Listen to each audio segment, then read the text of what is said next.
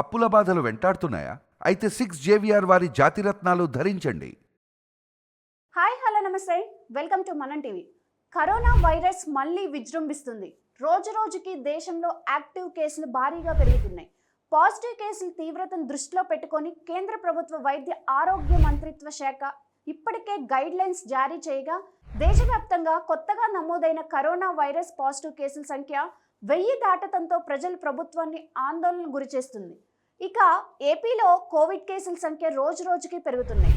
ఇప్పుడు తాజాగా గుంటూరు జిల్లాలో 3 పాజిటివ్ కేసులు నమోదైనట్లు సమాచారం తెలుస్తుంది.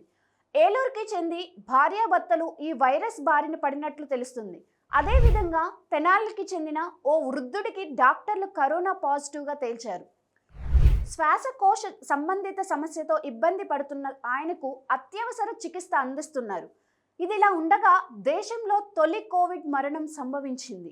బెంగళూరులోని వైట్ ఫీల్డ్ కు చెందిన ఆ వ్యక్తి శ్వాసకోశ సంబంధిత సమస్యతో ఇబ్బంది పడుతుండటంతో ఇటీవలే ఓ ప్రైవేట్ హాస్పిటల్లో అడ్మిట్ అవ్వగా చికిత్స పొందుతూ మరణించినట్లు తెలిపారు.